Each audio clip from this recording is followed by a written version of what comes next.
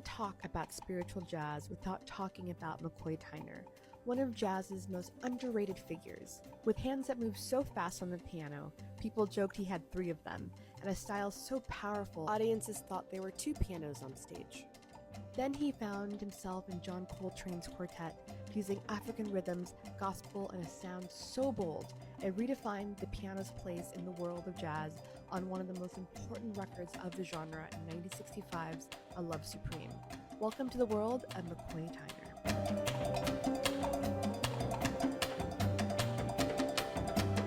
McCoy Tyner was born in Philadelphia in 1938, and from a young age he was surrounded by music. But it wasn't until he heard the sounds of bebop that he truly found his calling.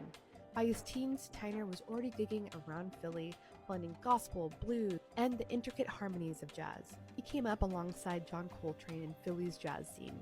Coltrane was originally from North Carolina, but moved to Philly as a teenager and was deeply connected to the local jazz community there. They first crossed paths in the mid-50s, and Coltrane was immediately struck by Tyner's spiritual depth and his percussive power at the piano. In turn, Tyner was deeply inspired by Coltrane's inquisitive musical nature and expansive approach to music. Their musical connection was instant, so much so, in a 1961 interview with Coltrane, illustrates the powerful and liberating musical partnership between the 2 legends. He said, "Tyner holds down the harmonies, and that allows me to forget them. He sort of is the one who gives me wings and lets me take off from the ground from time to time." Their collaboration, along with Jimmy Garrison on the bass and Elvin Jones on the drums, became one of the most influential groups in history. Together, they redefined the sound of modern jazz through albums like My Favorite Things, Crescent, and of course, the landmark spiritual jazz record, A Love Supreme.